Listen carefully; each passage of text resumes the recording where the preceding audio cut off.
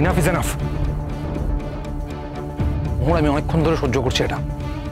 শঙ্করবাবু, আমি আপনাকে রিকোয়েস্ট করছি, আপনি আর নিচে নামবেন না। আপনি যা করছেন, আপনি যা করেছেন যথেষ্ট করেছেন। আপনি নিজের সাধ্যের অতীতে গিয়ে করেছেন, আপনি আর কিচ্ছু করবেন না।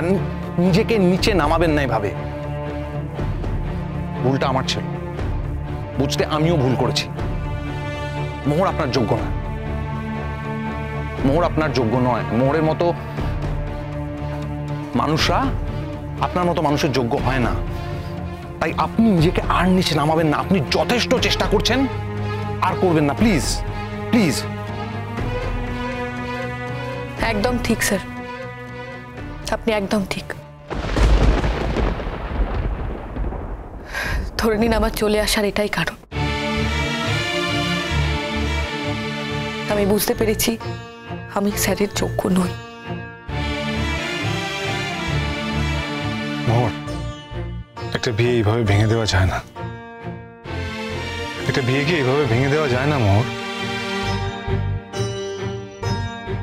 আজ তুমি যেখানেই যাও, যত দূরে যাও, তোমার কিন্তু পরিচয় থাকবে তুমি শঙ্করদেব রায়চৌধুরীর স্ত্রী।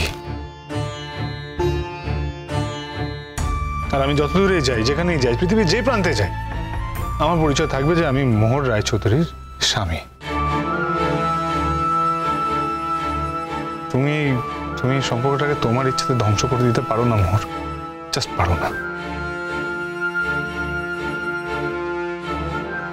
তুমি আমার জীবনটাকে এভাবে শর্টকাট করে দিতে পারো না।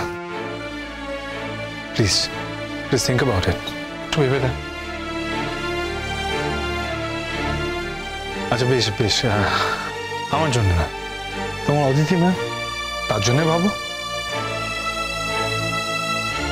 না না, তুমি অদিতি ম্যামের কাছে ফিরে চলো, তার জন্য ফিরে চলো। আচ্ছা বেশ, যতদিন তুমি চাইবে আমি তোমার সঙ্গে কোনো যোগাযোগ রাখবো না। হ্যাঁ, কিন্তু কিন্তু তুমি আমাদের বাড়িতে চলো প্লিজ। দেখো দেখো, এই ধাক্কা আমার বাবা মা নিতে পারবে না মোহর। তুমি আমাদের বাড়িতে চলো মোহর। মোহর, যদি আমার বাবা মা জানতে পারে যে তুমি বলেছো যে আমার সঙ্গে সম্পর্ক রাখবে না, তাহলে আমার বাবা মা। মোহর, তুমি তো জানো তোমার ম্যাম, আমার মা, তার শরীর খারাপ, তার কিছু একটা হয়ে যাবে মোহর। Don't do this. তুমি তোমার অদিতি ম্যামকে এই পৃথিবীতে সব থেকে বেশি ভালোবাসো না? হ্যাঁ, তার কষ্ট তোমার কাছে কোনো কষ্ট নয়? তাই তোমার কাছে আমার জন্য আমি তোমার কাছে ভিক্ষে চাইছি, কিন্তু তুমি শঙ্কর জীবন থেকে সরে যাও, আমাদেরকে তুমি বাঁচাও। বললাম তো স্যার, এসব কথা বলে কোনো লাভ হবে না। আমি আমার সিদ্ধান্ত থেকে সরব না। আমি আপনার সঙ্গে কোনো সম্পর্ক রাখতে চাই না।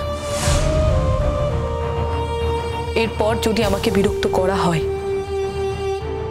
তাহলে আমি এমন জায়গায় চলে যাব যে পৃথিবীর আর কেউ কোনোদিনও আমাকে খুঁজে বার করতে পারবে না। আচ্ছা, তাহলে এটাই তোমার শেষ কথা? হ্যাঁ, এটাই আমার শেষ কথা।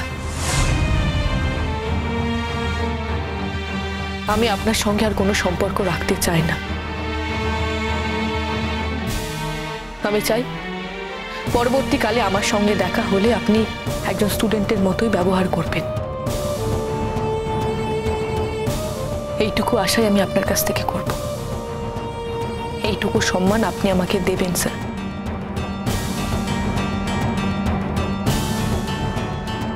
আমি খুব টায়ার্ড, আপনিও টায়ার্ড। আপনি বাড়ি যান, আমি এখন বিশ্রাম নেব। তাহলে বিষয়টা যেটা দাঁড়াচ্ছে যে আমাদের কারুর কোনো কথা তোমার কাজে লাগছে না, তাই তো?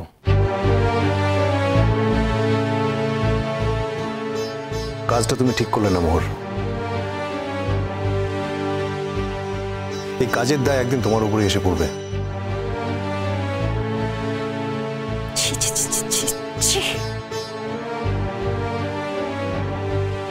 তোর মতো মেয়েকে আমার বোন বলে ভাবতেও ঘেন্না হচ্ছে। ঠিক আছে, তাহলে তোমার দেওয়া এই উপহার আমি মেনে নিলাম। তোমার মনে আছে মোর, যেদিনকে তোমাকে আমি আংটিটা পরিয়ে দিয়েছিলাম, সেদিন তুমি আমাকে বলেছিলে যে তোমার কাছে আমাকে উপহার দেওয়ার মতো কোনো সামর্থ্য নেই, টাকা পয়সা নেই, কিন্তু আজ যে গিফটটা, যে উপহারটা তুমি আমাকে দিলে, সেটা সারা জীবন আমি আমার কাছে রেখে দেব। Thank you very much more. Good by.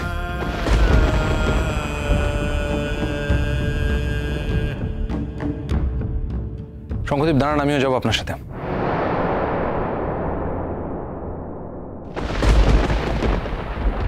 একটা কথা বলা দরকার। আজকে যে ঘটনাটা ঘটলো, তারপর তুমি আমার সাথে আর যোগাযোগ করো না মোর।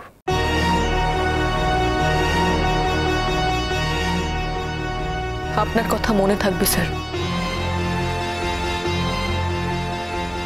ঈশানদা, তুমিও নিশ্চয় মনে মনে তাই চাও। তুমিও নিশ্চয় মনে মনে চাও আমি এক্ষুনি এই বাড়ির থেকে চলে যাই। তুমি যদি আমার বোন হতে না, তাহলে এই পেয়ারা হওয়ার শাস্তিটা কি হতো আজকে তুমি ঠিক টের পেতে। কিন্তু তুমি তো আমার বোন নও, তাই আমি সেটা তোমার উপর করতে পারি না। বেঁচে গেলে তুমি।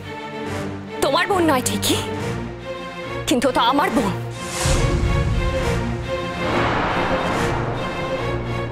তুমি শাসন না করতে পারলে কি হবে? আমি তোকে শাসন করতেই পারি।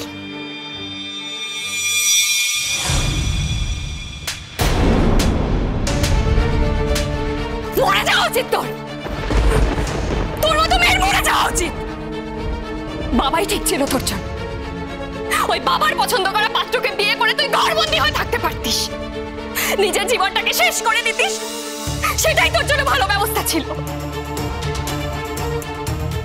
তুই ভদ্রলোকের সমাজে মেশার মতো মেয়ে নোস মোহর। শঙ্খর মতো ছেলেকে তুই ডিজার্ভই করিস না। শঙ্খ বেঁচে গেছে, ও বেঁচে গেছে। আমি বলছি, আমি আমি আমি তোর দিদি হয়ে বলছি, ও বেঁচে গেছে। আজ হয়তো ছেলেটা খুব কষ্ট পাচ্ছে, কিন্তু একদিনও ঠিক বুঝতে পারবে, একদিনও ঠিক বুঝতে পারবে যে তোর মতো একটা মেয়েকে ভালোবেসে ও নিজেকে কোথায় নামিয়ে এনেছে।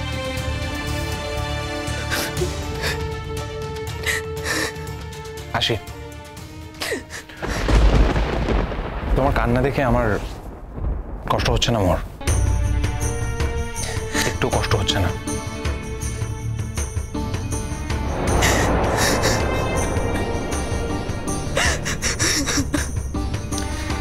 তিতির, দরজাটা ভালো করে দিয়ে দাও। সব দরজা ভালো করে বন্ধ কর। তোমার বোনের যা ভাব ভাব দেখছি, ও যদি রাত্রিবেলা আবার বেরিয়ে গিয়ে কোনো ঘটনা ঘটিয়ে বসে, তাহলে কিন্তু সব দোষ আমাদের ঘাড়ে এসে পড়বে। সে আর বলতে, তুমি যাও, আমি দরজা লক করে আসছি।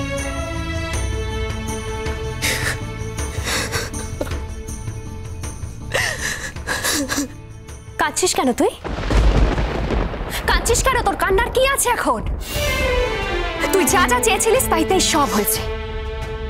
শোন মোহর, একদম মাঝরাতে এখন চিৎকার করে কাঁদবি না। আমার বাড়ির আশেপাশে কিন্তু লোক আছে। চুপচাপ নিজের ঘরে চলে যা। যা, নিজের ঘরে যা।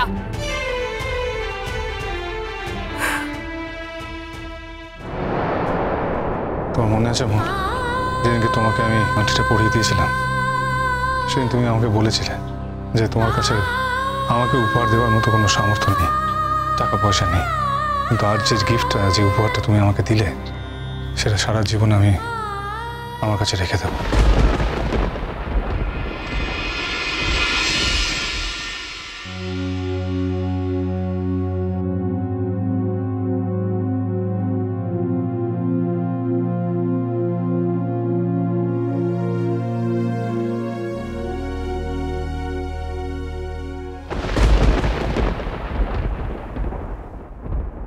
কাল কত রাত্রে ফিরলে? তোমার জন্য অনেক রাত পর্যন্ত জেগে থেকে থেকে আমরা ঘুমোতে চলে গেলাম।